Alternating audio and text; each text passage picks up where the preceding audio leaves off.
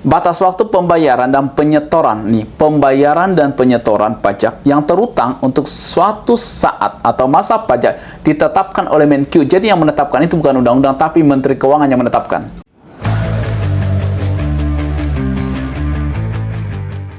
Halo Sobat Jontex, kembali lagi bersama Maulida, tentunya dalam acara Mister Pajak Podcast.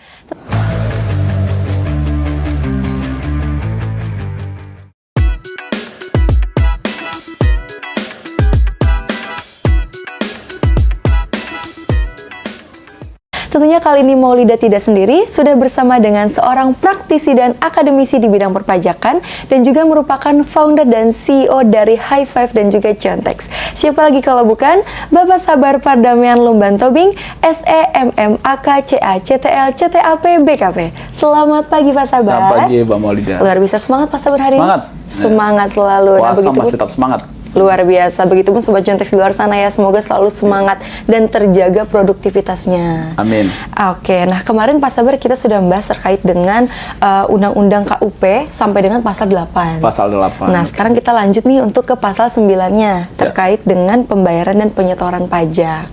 Oke, langsung saja nih Pak Sabar. Boleh. Oke, untuk pertanyaan yang pertama nih, untuk kapan sih Pak tanggal jatuh tempo atau batas akhir untuk pembayaran pajak? Oke. Terima kasih Maulida. Jadi gini, kalau untuk pembayaran pajak ini kan sudah diatur di dalam Undang-Undang KUP nomor 6 tahun 1983, perubahan kelima itu di Undang-Undang nomor 11 tahun 2020, dan terakhir itu di Undang-Undang nomor 7 tahun 2021 tentang harmonisasi peraturan perpajakan. Jadi Kemenq itu DJP sudah menetapkan tanggal-tanggal paling lama kapan penyetoran pajak tersebut. Kita tahu bersama ada namanya SPT masa PPH, PPH 21, 22, 23, pasal 4 ayat 2, PPH pasal 25, 29, dan juga SPT masa PPN, SPT tahunan orang pribadi, badan. Semua ada jangka waktu. Betul. Kenapa sih diatur di dalam undang-undang ini ada jangka waktu itu? Supaya ada juga kepastian hukum. Jadi artinya seperti ini. Kalau sampai telat, konsekuensinya apa? Dampaknya seperti apa? Tetapi kalau kita baca ya di undang-undang ini, kita baca ini ada diatur jelas di pasal 9 ayat 1 ya. Ini saya bacakan di pasal 9 ayat 1 dikatakan Menteri Keuangan menentukan. Jadi Menteri Keuangan yang menentukan, teman-teman. Menteri Keuangan menentukan tanggal jatuh tempo pembayaran dan penyetoran pajak yang terutang untuk suatu saat atau masa pajak bagi masing-masing jenis pajak. Makanya dikatakan sini jenis-jenis pajak, karena tidak ada katakan satu jenis pajak paling lama, dikatakan sini paling lama tanggal 15 ya, paling lama 15 hari setelah terutangnya pajak atau berakhirnya masa pajak. Itu di pasal 9 ayat 1. Kalau kita baca penjelasan dari pasal 9 ayat 1 itu apa sih di undang-undang ini ya? Batas waktu pembayaran dan penyetoran pembayaran dan penyetoran pajak yang terutang untuk suatu saat atau masa pajak ditetapkan oleh Menq. Jadi yang menetapkan itu bukan undang-undang, tapi Menteri Keuangan yang menetapkan. Ya, dengan batas waktu tidak melampaui, dikatakan sini tidak boleh melebihi 15 hari setelah saat terutangnya pajak. Jadi tentukan di saat terutangnya pajak itu tanggal berapa sih? Dihitunglah dari situ 15 hari paling lama. Ya. Atau berakhirnya masa pajak. Keterlambatan dalam pembayaran dan penyetoran tersebut berakibat dikenai sanksi administrasi dan lain sebagainya lah, ya. Tetapi intinya di sini dia tetapkan dulu nih. Tidak boleh loh Menteri Keuangan itu menetapkan penyetoran dan pembayaran pajak itu melebihi daripada lebih daripada 15 hari, bukan tanggal 15 tapi melebihi 15 hari. Jelas di sini. Jadi jangan salah paham ya. Batas waktu pembayaran dan penyetoran pajak yang terutang untuk suatu saat atau masa pajak ditetapkan oleh Menq dengan batas waktu tidak melampaui 15 hari setelah saat terutangnya pajak. Jadi misalnya PPh pasal 21 itu dihitung nih 15 hari. Terus PPh pasal 22, 23, ya, saat terutangnya. Jadi terutangnya dulu nih, kapan terutangnya? Dari situ Menteri menetapkan jangka waktu itu tidak boleh melebihi daripada 15 hari. Ya, gitu. Itu penjelasan di pasal 9 ayat 1 Undang-Undang HPP nomor 7 tahun 2021, Mbak. Oke, baik. Berarti paling lambat 15 hari, bukan tanggal 15 Bukan ya, tanggal 15, Pak Sabar, ya? karena ada pembayaran tanggal 15, ada tanggal 10, ya. Tetapi di sini udah dikunci dulu nih, di pasal 9 udah dikunci paling lama 15 hari. Oke. Setelah kapan, Pak? Setelah saat terutangnya pajak atau berakhirnya masa pajak. Gitu. Oke, itu tadi Ya. Sobat Juntex. Berarti jangan sampai salah paham nih. Paling lama 15 hari, bukan selalu tanggal 15. Iya. Oke, baik Pak Sabar. Nah, kemudian Pak Sabar, bagaimana jika pembayaran dilakukan melebihi jatuh tempo? Apakah ada sanksi? Oh, pastinya, ya pastinya di mana-mana juga seperti itu. Kita telat bayar perpanjang STNK mobil aja ada dendanya, apalagi ini pajak, Iya, ya. betul. Bayar listrik, ya, bayar internet pasti, apalagi ini kan pajak.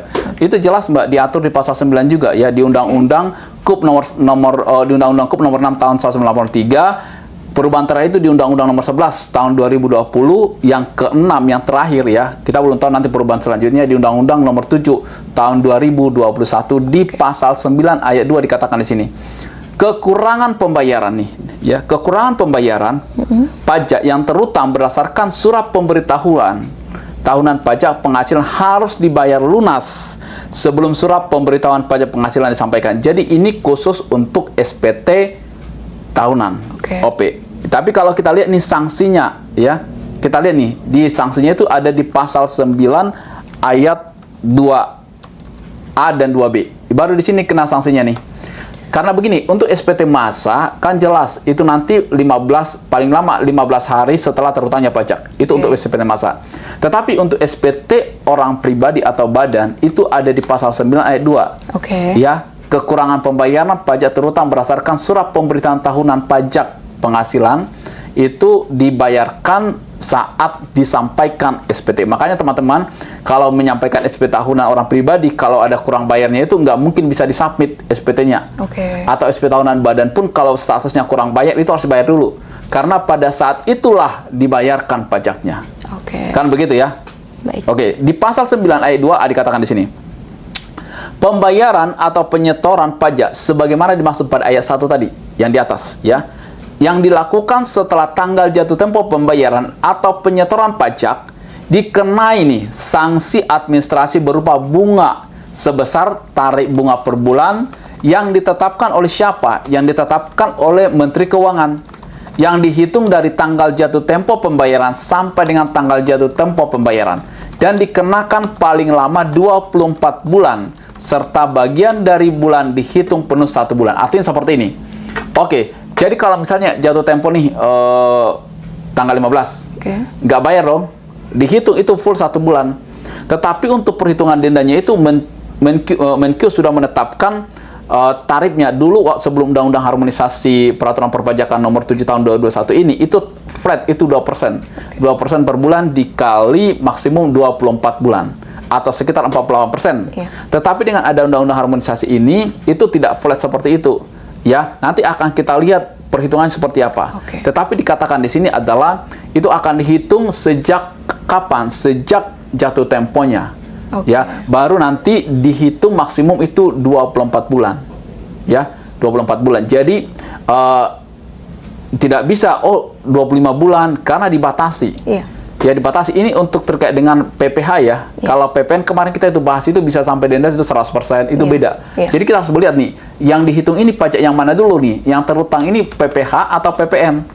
Ini ada kalau ini ada penyidikan pidana itu kan sampai berapa ratus persen? Gede. 100% ya. 100%, ya kan? Jadi kalau ini tidak, ya, kalau ini tidak, itu dibatasi maksimum sampai 24 bulan. Jadi bagian 1 bulan pajak itu dihitung full gitu loh. Jadi kalau telat 1 hari nih, ya udah dihitung full karena tidak ada perhitungan pajak harian, bunga harian, tetapi itu langsung dihitung full 1 bulan gitu. Betul. Nah, berarti itu juga perlu di notes ya Sobat Juntex. Jadi kalau misalnya telat itu walaupun sehari dianggap 1 bulan ya Pak Sabar? Iya, betul. Oke, Pak Sabar. Berarti kalau berdasarkan Undang-Undang KUP ini, Pak Sabar, besaran tarif bunganya itu bagaimana Pak Sabar perhitungannya? Oh iya, jadi gini, kan di Undang-Undang KUP nomor 6 tahun 1983, sebagaimana telah dirubah terakhir itu kan ini kan perubahan ke-6 nih, undang-undang ini nomor 11 tahun 2021 itu di pasal 9 di ayat 2C. Betul. Ya, baru di situ nih ditentukan nih.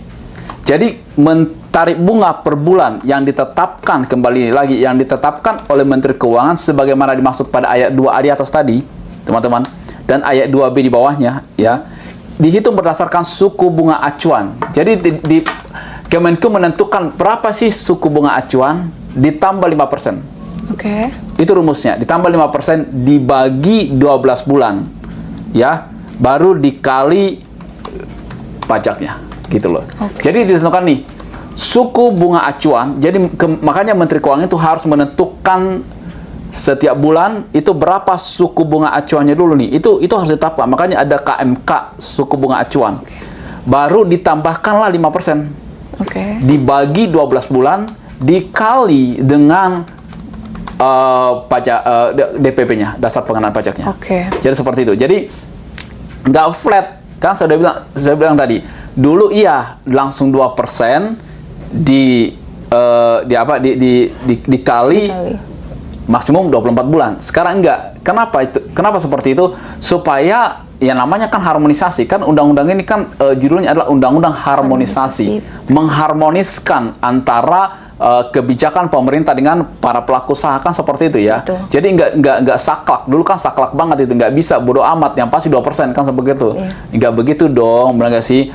Jadi makanya itu berfluktuasi, tidak akan pernah tetap suku bunga acuannya itu, ya. Karena tidak ada suku bunga acuan nih yang ditetapkan oleh Menteri Keuangan dalam 1 tahun, nggak boleh. Dia harus melihat nih pergerakannya nih, bulan ini berapa nih suku bunga acuan, terus periode ini berapa suku bunga acuan. Jadi itu bakalan tidak akan pernah sama. Suku bunga acuannya tidak sama, tetapi ditambahkan 5% itu tetap, baru dibagi 12. Ya. Jadi yang bergerak itu nanti adalah yang ditentukan oleh Menteri Keuangan itu adalah suku bunga acuannya, teman-teman. Ya, suku bunga acuannya itu baru ditambah 5%. 5%-nya itu udah rumus. Dikali maksimum 24 bulan. Berarti kalau itu maksimum dibagi 12 bulan. Dibagi 12 bulan baru dikali pajak terutang ya di maksimum 24 bulan. Paham ya? Jadi suku bunga acuan ditambah 5% ya, dibagi 12 bulan dikali pajak terutang baru maksimum 24 bulan. Nah, gitu. Rumusnya. Berarti suku bunga acuan ini ya Pak Sabar yang selalu berubah ya Pak Sabar? Yes, makanya kalau kita lihat nanti di peraturan Menteri Keuangan adanya KMK terkait dengan suku bunga acuan. Gitu loh. Ya, itu. Jadi itulah nanti menjadi, namanya kan acuan ya. Jadi itulah nanti acuan daripada KPP untuk menghitung tarif pajaknya. Dilihat dulu nih. Oh, sekarang bulan April, berapa Menteri Keuangan menetapkan suku bunga acuannya? Oh, misalnya sekian persen nih. Oh, misalnya 1,7%. Misalnya. Ya sudah, ditambah 5% dibagi 12. Dikali pajak terutang maksimum 24 bulan. Jadi yang berganti itu adalah suku bunga acuannya. Emang agak repot. Kalau dulu kan gampang, langsung udah 2%. Bodoh amat. Menteri pun tidak ada tambah kerjaan. Ya memang 2%, tetapi kan itu namanya kan harmonisasi. Jadi sehingga dia nih, lihat nih, nggak tahu ya, saya kan tidak akan masuk di area itu ya. Kenapa sih Menteri harus menentukan suku bunga acuan sekian persen? Saya nggak ngerti. Itu mungkin punya perhitungan tersendiri lah. Tapi kan karena di sini kan tidak dibahas loh. Di undang-undang ini tidak dibahas dasar perhitungan bunga acuan oleh Kemenku. Coba kita lihat, ada nggak? Nih pasal 9 ayat nggak ada. Cukup jelas katanya. Nih, pasal 9 ayat 2, ayat 2C. Penjelasan. Pasal ayat 2C cukup jelas. Ya udah, berarti jelas. Apa mau diperdebatkan lagi? Gitu loh. Ya. Oke. Ya udah, kita ikuti aja. Iya, betul. Karena Maulida sendiri juga penasaran sebenarnya acuan dari suku bunga acuan itu apa. Tapi tidak bisa kita bahas ya Pak Sabar, karena tidak ada penjelasannya. Iya. Saya harus jadi menteri dulu. Iya. Semoga jadi menteri ya Pak Sabar. Baru bisa saya nanti jelasin itu. Iya. Oke Pak Sabar. Nah, ke pertanyaan selanjutnya nih Pak Sabar. Jika terbit surat tagihan pajak nih Pak Sabar, yang menyebabkan pajak terutangnya itu lebih besar, adakah jangka waktu untuk pelunasannya?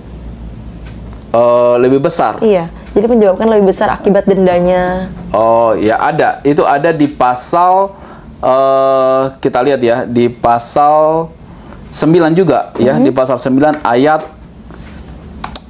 3. Oke. Ya, ayat 3 dikatakan di sini. Ya. Di pasal 9 ayat 3 Undang-Undang KUP nomor 6 tahun 1983, perubahan kelima itu di Undang-Undang nomor 11 tahun 2020, dan terakhir di Undang-Undang HPP nomor 7 tahun 2001 di pasal 9 ayat 3 dikatakan di sini. Oke. Surat tagihan pajak, STP namanya. Surat ketetapan pajak kurang bayar. Jadi surat tagihan pajak, surat ketetapan pajak kurang bayar SKPKB, serta surat ketetapan pajak kurang bayar tambahan. Jadi SKPKBT ya, dan surat keputusan keberatan, surat keputusan pembetulan, putusan banding, serta putusan peninjauan kembali yang menyebabkan jumlah pajak yang harus dibayar bertambah, ya, harus dilunasi dalam jangka waktu 1 bulan sejak tanggal ditetapkannya. Ya, jadi teman-teman perhatikan nih, kalau sudah ada surat tagihan pajak, itu jatuh tempo itu 1 bulan biasanya. Sejak terbit, makanya kalau kalian lihat ya, STP, SKP, tanggal terbit, tanggal pelunasan, jatuh tempo pelunasan, ya, itu kalian bisa searching di Google lah, ya, jatuh tempo pelunasan, itu biasanya 1 bulan. 1 bulan, jadi dikatakan di sini itu semua 1 bulan teman-teman, baik itu surat tagihan pajak, surat ketetapan pajak kurang bayar, surat ketetapan pajak kurang bayar tambahan, surat keputusan keberatan, surat keputusan banding, putusan pengadilan, dan juga peninjauan kembali. Itu begitu semua ada putusannya inkrah tersebut, itu terhitung 1 bulan. 1 bulan itu baru harus dilunasi, gitu loh. Baik. Ya, itu jangka waktunya. Ya, jangka waktunya itu adalah pelunasan 1 bulan. Itu kurang lebih 30 hari lah. Baik. Ya, dihitung seperti itu. Baik. Tapi Pak Sabar, ada tidak sih kebijakan jika wajib pajak itu belum bisa melunasi atau membayar selama 1 bulan itu? Oh, bisa. Ya, itu ada opsi permohonan penundaan pembayaran sama juga cicilan. Itu diatur di pasal 9 ayat 4 Undang-Undang KUP, teman-teman. Ya, kalau kita lihat di pasal 9 ayat 4 ini dikatakan seperti ini. Direktur Jenderal Pajak atas permohonan wajib pajak, ini diperhatikan baik-baik, maksudnya gini loh, kantor pajak itu tidak akan langsung bisa melakukan merestruk pembicaraan cicilan Anda tanpa permohonan Anda, gitu loh.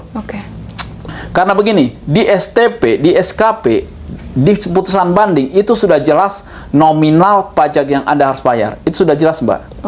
Dan jatuh tempo pembayarannya itu pun sudah jelas di pasal 9 ayat 3A tadi. Kan kita udah baca itu, paling lama 1 bulan sejak surat ketetapan pajak, surat tagihan pajak, surat ketetapan pajak kurang bayar tambahan, putusan pengadilan, banding, peninjauan kembali, ya kan, itu semua kan 1 bulan. Sehingga memang itu udah harus dibayar. Kalau enggak nanti masuk ke penagihan pajak dengan surat paksa, sita, blokir, dan lain sebagainya. Berarti sudah masuk ke undang-undang penagihan pajak dengan surat paksa. Jadi begitu jatuh tempo, berarti kan tidak ada pembayaran sama sekali. Itu sudah ada undang-undang yang mengakomodir itu. Yaitu namanya Undang-Undang Penagihan Pajak dengan Surat Paksa. Kan seperti itu. Ya. Terus bagaimana supaya tidak dipaksa? Makanya dikasih keringanan. Itu di pasal 9 ayat 4. Dikatakan di sini DJP, Direktur Jenderal Pajak atas permohonan loh. Ini perhatikan, atas permohonan wajib pajak dapat memberikan persetujuan untuk mengangsur, pertama, mengangsur atau menunda pembayaran pajak termasuk kekurangan pembayaran sebagaimana dimaksud pada ayat 2 tadi, ya, yang pelaksananya diatur atau berdasarkan peraturan Menteri Keuangan. Nah, gitu loh. Jadi di undang-undang ini sudah dikasih ruang di situ, teman-teman. Sudah dikasih di ruang di pasal 9 ayat 4, ya, Undang-Undang Harmonisasi nomor 7 tahun 2021 ini, itu sudah diatur di situ. Ruangnya nih. Oke, kamu bisa menunda, kamu bisa, tetapi dibatasi ini sampai dengan 12 bulan. Ya, sampai dengan 12 bulan. Itu menunda, tetapi ini keputusan kembali ada di DJP loh, ada di Direktorat Jenderal Pajak. Ya, pastikan diajukan ke KPP, Kantor Pelayanan Pajak. Nggak mungkin sampai langsung Dirjen dikirim. Tapi kan si KPP ini pun, kepala kantor pajak ini pun bertindak atas nama Dirjen, kan seperti itu. Ya, jadi nanti permohonan masuk dulu, ya. Diajukan permohonan. Ada dua nih, seperti yang saya sampaikan tadi. Apakah permohonan angsuran atau penundaan? Menunda ini berapa lama? Nanti dikasih penjelasan. Argumentasinya harus kuat oleh wajib pajak. Supaya apa? Supaya nanti kepala kantor pajak itu memiliki bahan untuk mempertimbangkan. Kan seperti itu. Apakah karena cash flow-nya yang bermasalah, ataukah memang karena kesulitan, udah pastilah kesulitan, atau misalnya invoice yang belum terbayar, piutang belum tertagih, intinya ke cash flow ya. Biasanya itu terkait dengan cash flow perusahaan ya. Kalau cash flow-nya lancar kan ya udah bayar aja, kan seperti itu ya. Atau mungkin ada hal-hal yang mungkin terjadi yang dialami oleh perusahaan tersebut sehingga memang dia meminta penundaan ataupun permohonan cicilan. Itu semua ya dijelaskan, disampaikan saat dilakukan surat permohonan tersebut ke KPP. Karena itu ada ruangan di sana, ada ruang yang disiapkan oleh undang-undang ini. Dan itu hak daripada si wajib pajak. Tetapi undang-undang ini jangan salah, undang-undang ini tidak mengharuskan loh, jangan salah. Undang-undang ini tidak mengharuskan DJP harus menyetujui permohonan tersebut. Ini jangan sampai, itu kan berarti kan kamu harus menyetujui permohonan saya dong. Karena di undang-undang ini tidak ada penekanan loh teman-teman. Kalau kita lihat ya di pasal 9 ayat 4, DJP atas permohonan wajib pajak dapat, nih perhatikan baik-baik kata-kata ini, dapat memberikan persetujuan, bukan harus memberikan persetujuan. Ini dua hal yang berbeda. Betul. Ya, dapat dan harus itu dua hal yang berbeda. Ya, dapat memberikan, harus memberikan, ya itu dua hal yang berbeda. Oh kan saya sudah mengajukan permohonan nih, berarti harus dong. Tidak ada kata-kata teman-teman di sini. Kalau ada undang-undang ini mengatakan harus memberikan persetujuan, ya udah besok kamu ajukan, nggak merem udah pasti setujui. Karena ada kata-kata harus. Ini loh, makanya kita baca itu ya harus benar-benar hati-hati supaya tidak salah menafsirkan. Dapat memberikan persetujuan untuk mengangsur atau menunda pembayaran pajak terutang kekurangan pembayaran sebagaimana dimaksud pada ayat 2 tadi yang kita bahas itu, yang pelaksanaannya diatur berdasarkan PMK. Jadi kita akan lihat lagi nih teman-teman, mana peraturan Menteri Keuangan yang terkait dengan mengangsur ini. Saya yakin sudah ada, nanti di searching aja ya, peraturan Menteri Keuangan nomor sekian-sekian terkait dengan pengangsuran ini. Karena di sini tidak dijelaskan bagaimana tata cara, bagaimana tata cara di dalam permohonan angsuran ini. Ya apa saja, apakah perlu jaminan, apakah tidak perlu jaminan, nilai jaminannya seperti apa, terus bentuk jaminannya apa, kan nggak detail dijelaskan di undang-undang ini Mbak Maulida. Ya, terus kalau mau detail itu seperti apa, kita akan baca lagi dengan PMK terkait dengan pasal 9 ayat 4 ini. Karena PMK-nya itu nanti akan mengacu ini, ya, menimbang undang-undang, mengingat undang-undang nomor sekian-sekian, mengingat undang-undang nomor 6 tahun 1983 sebagaimana telah beberapa kali dirubah, terakhir dengan undang-undang nomor 7 tahun 2021 pasal 9 ayat 4. Jadi PMK ini adalah pelaksanaan daripada pasal 9 ayat 4 itu terkait dengan prosedur daripada permohonan penundaan dan cicilan itu. Karena dikatakan di sini dapat memberikan persetujuan terkait dengan permohonan penundaan dan pembayaran cicilan tersebut. Oke, nah berarti Sobat Jontex tadi seperti yang sudah dijelaskan oleh Pak Sabar ya, bahwa kata dapat dan harus itu berbeda. Jadi kita memang harus benar-benar belajar betul-betul ya Pak Sabar ya. Nah terkait dengan penjelasan pelaksanaan bagaimana itu pun ternyata dijelaskan lagi di PMK. Di Peraturan Menteri Keuangan. Bukan di undang-undang ini. Oke Pak Sabar. Nah terakhir nih Pak Sabar pertanyaan. Tadi terkait dengan surat permohonan untuk penundaan ataupun pengangsuran, itu apakah harus selalu langsung diberikan ke KPP atau bisa melalui pos Pak Sabar? Bisa melalui pos. Oh oke, bisa. Oke, berarti untuk Sobat Jontex yang mungkin berhalangan hadir ke KPP ya Pak Sabar, bisa mengirimkan melalui pos. Oke Pak Sabar, mungkin untuk pembahasan kita kali ini Sobat Jontex cukup di sini saja. Nanti kita akan membahas lebih lanjut terkait dengan pasal-pasal yang ada di Undang-Undang Ketentuan Umum dan Tata Cara Perpajakan. Terima kasih banyak Pak Sabar atas edukasinya, atas waktunya. Semoga apa yang disampaikan bisa bermanfaat untuk kita semua. Nah, untuk Sobat Jontex di luar sana yang mungkin memerlukan konsultasi ataupun perlu mengetahui lebih banyak nih terkait dengan laporan keuangan atau apapun terkait dengan perpajakan, bisa hubungi langsung website kami di www.jontax.co. Baik, tentunya dengan saya Maulida dan juga Pak Sabar, tentunya hanya di Mr. Pajak Podcast.